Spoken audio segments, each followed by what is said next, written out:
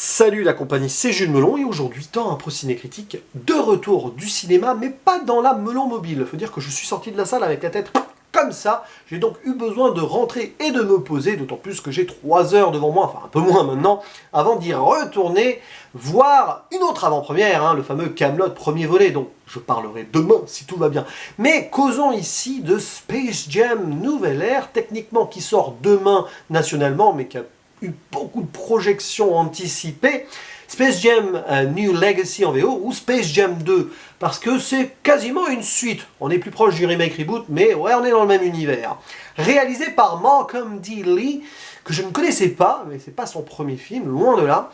Et au casting, dans le rôle principal, et son propre rôle d'ailleurs, LeBron James, la nouvelle star de la NBA depuis plusieurs années maintenant, à l'image de Michael Jordan à l'époque du premier Space Jam.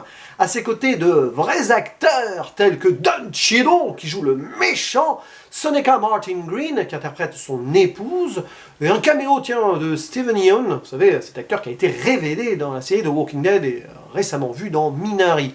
Il y a également des vrais basketteurs ou basketteuses, c'est mixte, qui interprètent leur propre rôle, comme dans le premier film, et quelques comédiens qui donnent leur voix aux personnages d'animation, les Looney Tunes qui sont là. Exemple, Zendaya, qui fait Lola Bunny. Ah, Lola Bunny qui a été au centre d'une polémique, voilà, parce qu'elle a été, on va dire, reconfectionnée et moins sexualisée pour ce film. D'ailleurs, il n'y a pas Pépé le putois, mais je ne vais pas revenir là-dessus. On va se concentrer sur le film en lui-même, des studios Warner, et ça se voit, qui raconte l'histoire de LeBron James. Et oui, qui a 2 enfants, un aîné qui est basketteur et tout, et un autre qui a 12 ans, il aimerait que lui aussi devienne basketteur, mais voilà, son fils a d'autres rêves, faire des jeux vidéo. Et oui, c'est un petit génie déjà en la matière.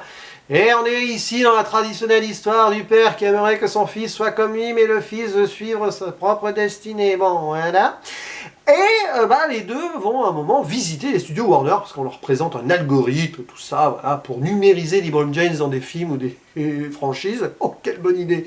Mais LeBron James trouve ça naze. Voilà, il le dit, c'est nul. Et l'algorithme en personne, enfin presque, va s'énerver et devenir méchant.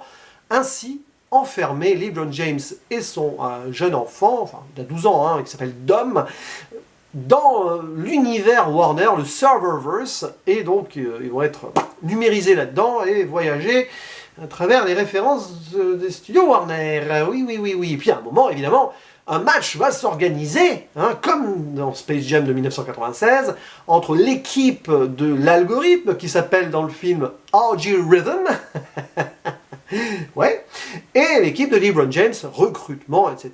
Évidemment, comme d'habitude, c'est exactement le même schéma que donc le film d'origine. Donc, oui, LeBron James avec Bugs Bunny, Daffy Duck, etc. Bon. Ce film n'est pas bon. Je suis désolé, je ne suis pas ou plus le public visé, c'est clairement un métrage pour les enfants et les adolescents, ça devrait fonctionner avec eux, très moderne, très upgradé. D'ailleurs, à un moment, l'animation dans le film passe de la 2D à la 3D en mode c'est mieux, c'est plus puissant. Ouais, j'aime pas trop le message, mais bon, voilà, ça colle avec le côté nouvelle technologie et tout. Bon, le souci, allez, je vais commencer par des qualités, parce qu'il y en a, c'est pas une catastrophe non plus, attention, C'est bien fait visuellement, attention, il y a eu du travail, il y a du budget, l'animation, les effets spéciaux, waouh, franchement, il y a un travail de fou, il y a beaucoup de figurants, oui, ça pète, ça en jette, et limite trop. Tellement que, voilà, je suis sorti de là, j'en avais, plein le crâne, c'est pas une blague. Puis ça dure 2 heures en plus. Franchement, bon, niveau rythme, c'est saccadé dans tous les sens. Et ça ne porte pas, on va dire, le film vers le haut, tout ça, parce que ça manque, voilà, de moments posés, de développement de personnages. On a le stéréotype du début entre le père et le fils et tout, on sait très bien comment ça va évoluer et finir, il n'y a pas de surprise. Le film commence même comme le premier Space Jam, c'est vraiment du calque, avec un flashback sur l'enfance de LeBron James, on parle de concentration, il a sa Game Boy, oui forcément, il est à peu près de ma génération, LeBron James est plus jeune que moi, mais voilà, 3-4 ans, 5 ans, je sais pas, quel âge il a, mais bon. Et oui, voilà, et du coup, il veut que son fils soit comme il a été obligé d'être plus jeune, hein, et puis voilà. Mais l'histoire en tant que telle ne serait pas catastrophique si elle n'était pas paresseuse, donc en reprenant les styles du premier film, tout en mettant le monde moderne derrière, avec le méchant algorithme qui s'énerve très vite et qui pète un plomb pour pas grand chose quand même, franchement, voilà. Là aussi, les motivations de l'antagoniste, on repassera. Ça permet à Don Cheadle de cabotiner positivement, c'est un showman dans le film, donc ça passe. Parce que haute qualité, les acteurs, c'est pas mal. Bon, c'est moyen. Mais LeBron James, il n'est pas plus mauvais que Michael Jordan. Au contraire, je trouve qu'il est un peu meilleur. Il y a peut-être eu plus de coaching que Michael Jordan à l'époque. Mais voilà, au-delà de tout ça, ça part dans tous les sens, tout ça. Le match, bah, c'est encore moins visible, lisible, pardon, que celui du premier volet. On te réinvente des règles parce qu'on est dans un jeu vidéo avec des points qui multiplient par 10, par 20 selon le style. Enfin, tu ne piges rien en même temps, tu t'en fiches, tu sais très bien comment comment le match et le film va se terminer, mais voilà, ça n'a aucun sens. Aucun sens. Mais le truc le plus énervant dans tout ça, c'est le bourrage de références dans tous les sens. Les studios Warner se sont fait plaisir et ils ont voulu montrer aux spectateurs et à leurs fans que oui, c'est un grand studio qui possède beaucoup de licences et de franchises. On n'est pas loin de l'autofellation là, hein, pardonnez-moi le terme, parce que oui, ah bah ouais, forcément tout y passe, clairement. Hein, tout le DC Universe, Batman, Superman, même s'il y a un moment assez bien fait avec les animations Daffy Duck, Bugs Bunny et autres, en mode vieille animation, comics mise en animation de ces héros, oui. Wonder Woman, à un moment Lola Bunny qui est là donc veut devenir une Amazone, donc on la met avec Wonder Woman. Allez, ça c'est la caution féministe, pas du tout forcée, hein, pas du tout. On n'est pas dans la subtilité, mais bon, allez, c'est dans le cahier des charges actuel, il fallait s'y attendre. Et puis évidemment le reste, hein. Harry Potter, Matrix, alors là, de toute façon, Matrix, hein, on est dans un serververse déjà, on est dans une matrice, on est dans, voilà, de la Warner.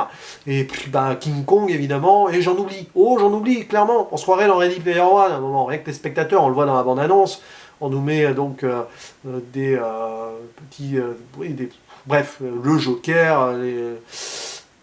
Orange Mécanique, enfin bon, on pourrait passer, mais il y a même The Mask, mon Dieu, bon, voilà, c'est trop, c'est too much, c'est pas super intégré, enfin c'est pas subtil pour un sou, voilà, c'est ça le problème, à part 2-3 trucs, à un moment, voilà, hop, référence pour référence, il y a des placements de produits aussi, on voit que LeBron James, il a voulu mettre sa marque en avant, enfin, oui, parce qu'il est affilié à Nike, clairement, à un moment, il tombe dans le monde des tunes, il y a le sigle Nike, et il n'y a pas grand chose à sauver. Il y a des petits clins d'œil au premier film, donc ça prouve qu'on est dans le même univers et que c'est plus ou moins une suite.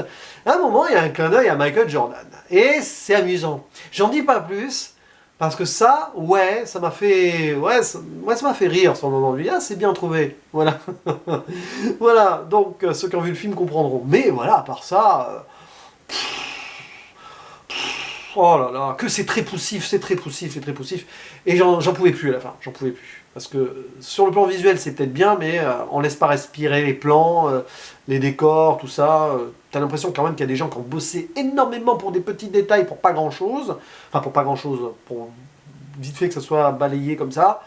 Non, non, non, non, non, voilà. Puis finalement, les tunes ne sont pas super...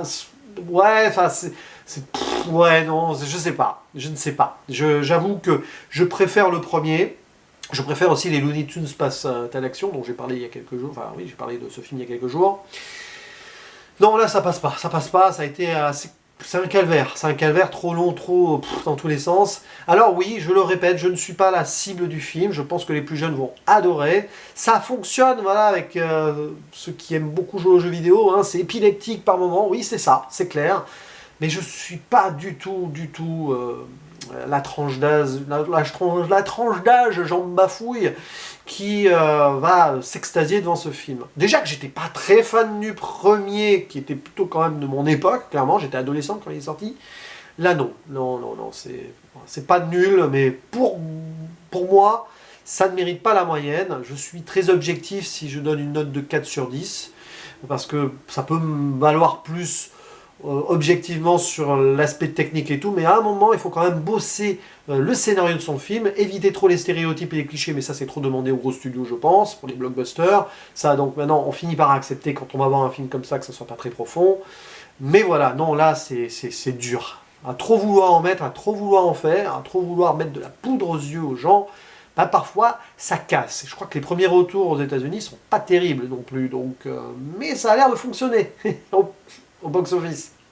Voilà, c'est un peu paradoxe des blockbusters. Bref, c'est tout ce que j'avais à dire sur ce film. N'hésitez pas à me dire ce que vous en avez pensé, si vous l'avez déjà vu en avant-première, si vous comptez voir demain ou dans la semaine. Et bah, rendez-vous demain si tout va bien. Encore une fois, on ne sait jamais, il peut toujours y avoir des imprévus pour la vidéo sur Kaamelott premier volet. Et on verra bien ce que ça donne. Il ne me reste plus qu'à vous dire à la prochaine. Ciao!